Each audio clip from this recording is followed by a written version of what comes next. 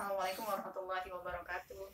Ketemu dengan Ibu lagi, kali ini dalam bentuk video. Nah, sebelum kita mulai, kita sama-sama baca basmalah. Bismillahirrahmanirrahim. Dari yang sudah kalian lihat di slide dan juga bahan ajar, Ibu akan sedikit memberikan rangkuman, dan ini baru video pertama. Kita nanti akan lanjut ke video kedua tentang kurva inflasi. Tapi kali ini kita akan melihat segala sesuatunya yang berhubungan dengan inflasi. Pertama yaitu terkait dengan penyebab inflasi.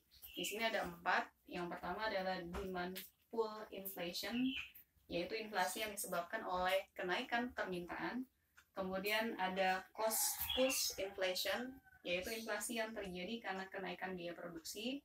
Yang ketiga adalah domestic inflation, inflasi yang terjadi karena kondisi dari dalam negeri. Contohnya apa? Karena kejadian bencana alam, dan itu membuat di satu daerah terjadi yang namanya kenaikan harga. Jadi murni permasalahan yang muncul dari dalam negeri. Berikutnya yang keempat, imported inflation, yaitu inflasi yang terjadi karena masalah yang ada dari luar negeri. Itu pernah kita alami waktu krisis moneter tahun 98. Krisis moneter yang terjadi di Amerika itu ternyata mengakibatkan krisis moneter pula di berbagai negara di dunia, termasuk di Indonesia. Nah, poin A dengan poin B nanti akan Ibu jelaskan lebih lengkap lagi dalam kurva inflasi. Jadi akan ada video yang kedua. Lanjut, nah hal-hal yang terjadi ini, penyebab-penyebabnya, maka menyebabkan sebuah masalah. Masalahnya apa? Yang terbesar adalah yaitu menyebabkan kenaikan harga. Kenaikan harga yang terus-menerus terjadi, kemudian terjadinya bukan di satu barang, tapi di sebagian besar barang, itulah yang kita sebut dengan inflasi. Dan itu sudah kalian dapatkan di materi PPT maupun di bahan ajar. Nah, inflasi ini ada 4 tingkatan keparahan.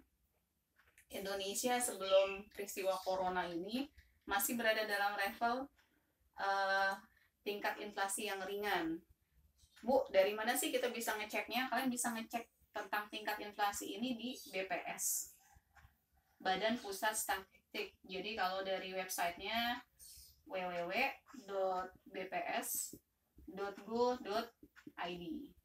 Jadi ini adalah website resmi negara. Salah satunya adalah membahas tentang inflasi itu sendiri. Kemudian ketika tingkat persentasenya 10-30% itu masuk ke dalam tingkat inflasi sedang. Berikutnya kalau 30-100 berat, dan lebih dari 100 kita sebut dengan hiperinflasi.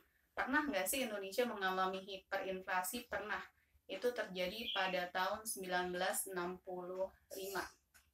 Jadi pada tahun 1965 Indonesia pernah mengalami inflasi yang luar biasa. Orang-orang sangat sulit sekali untuk membeli barang-barang karena harganya sangat mahal. Dan kondisi masyarakat Indonesia saat itu sendiri benar-benar dalam kondisi sebagian besar kekurangan atau mengalami kemiskinan. Oke, lanjut ya.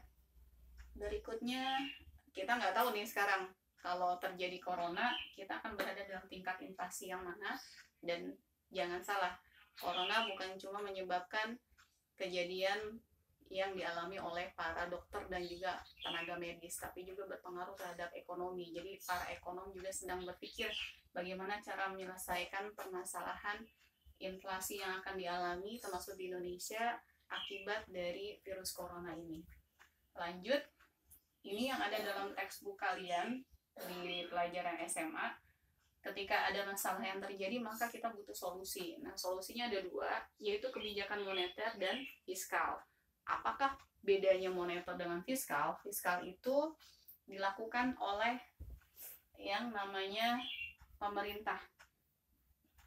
Oke, ingat pelajaran PKN, siapakah yang disebut dengan pemerintah? Yaitu presiden dan juga para menterinya. Sedangkan ada satu kebijakan lagi yang disebut dengan kebijakan moneter. Siapakah pelaku dari kebijakan moneter? Dia adalah Bank Sentral atau Bank Indonesia. Nah, untuk mempermudah kita mengingat segala sesuatunya, kita bikin singkatannya Najunake Nahe. Jadi kalau Najunake itu adalah kebijakan moneter, naikkan cadangan minimum kas. atau bahasa Inggrisnya kita sebut dengan cash ratio. Kemudian jual surat-surat berharga atau kita istilahkan dengan open market policy. Kemudian yang ketiga, naikkan suku bunga atau discount policy. Nah, yang keempat, ketatkan kredit atau kita sebut dengan kredit selektif. Ya, ini bagian terakhir solusinya yaitu tentang kebijakan fiskal. Sekali lagi yang dilakukan oleh pemerintah. Nah, yaitu dengan menaikkan pajak.